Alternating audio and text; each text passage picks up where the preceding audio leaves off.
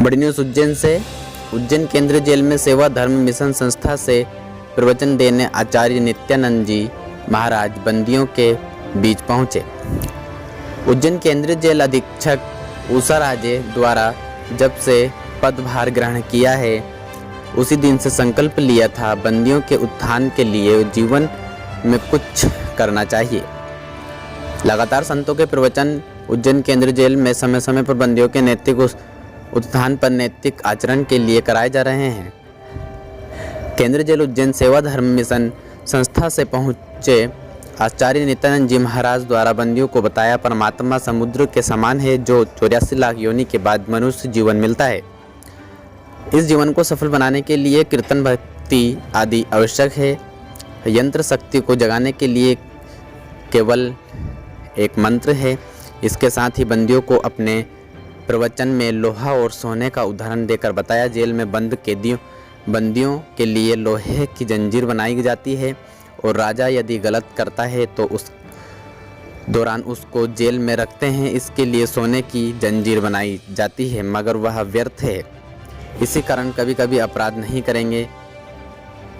कभी कैदियों ने सेवा धर्म मिशन संस्था से पधारे आचार्य नित्यानंद जी महाराज प्रवचन को समर्थन किया। जगत से हमको आध्यात्मिक जगत में ले जाते हैं वह है तारक ब्रह्म।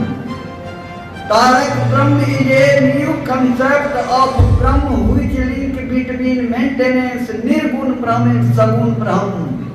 निर्गुणावस्था से सगुणावस्था में जो हमको प्रतिष्ठित करा देते हैं यानी हमारी एक लक्ष्य होती है सेल्फ लिबरेशन प्राप्ति कराती है तो वही महा संभूति तारक ब्रह्म कहलाते हैं। संभूति तो इस सृष्टि जी का निर्माण करने वाले महासंभूति है। बताइए आज आप बंदियों के बीच में केंद्रीय उज्जैन में आए हैं, किस प्रकार का उद्देश्य दिया और उनकी समझाई इसके लिए उनके सुधार के लिए क्या उद्देश्य दिया?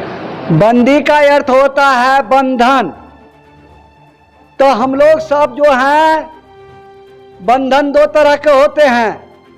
एक लोहे की बंधन होती है और एक आध्यात्मिक बंधन होती है। तो जब हम बंदी को पकड़ते हैं तो लोहे के बंधन से बांधते हैं और एक राजा को पकड़ लेते हैं तो सोने की विचार किया जाता है कि अब राजा साहब को कैसे बांधें। तो उसके लिए व्यवस्था करते हैं कि सोने की बंधन से बांधा जाए। लेकिन बंधन दोनों बंधन ही है, चाहे लोहे की बंधन हो या सोने की बंधन हो। तो इसलिए दोनों बंधन को तोड़ना पड़ता है।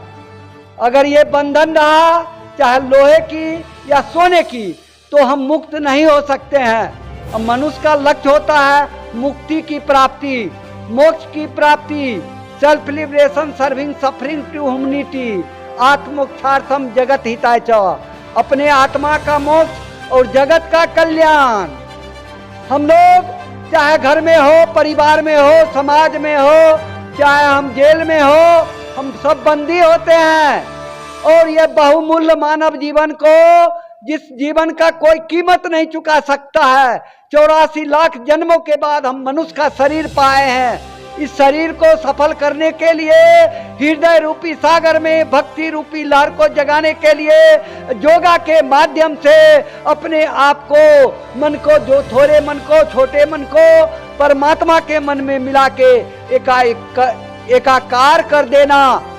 जब हम एकाकार कर देते हैं तो हमें उसी को बोलते, उस स्टेज को मुक्ति का स्टेज, मोक्ष का स्टेज। इसमें दो तरह के स्टेज होते हैं, सगुण ब्रह्म और निर्गुण ब्रह्म की। सगुणावस्था में 4 तरह के 5 तरह के बंधन होते हैं। सालोक के सामीप्य सायुज में सारूप और सरष्ठी, तो उनका मुक्ति हो सकता है। और मोक्ष के लिए निर्विकल्प समाधि होती है, उसका कोई स्टेज नहीं होता है, उसका कोई बंधन नहीं होता है। वह सब बंधन को तोड़ के हम मोक्ष की प्राप्ति करते हैं, परमात्मा में मिल जाते हैं। आत्मोक्षार्थम जगत हिताय च, आत्मा का मोक्ष और जगत का कल्याण करते हैं। जगत के कल्याण के लिए भगवान श्री श्री आनंद मूर्ति महासंभूति ने दिए हैं सेवा, 4 तरह के सेवा। शूद्रों की सेवा, क्षत्रियों की सेवा, विप्रों की सेवा।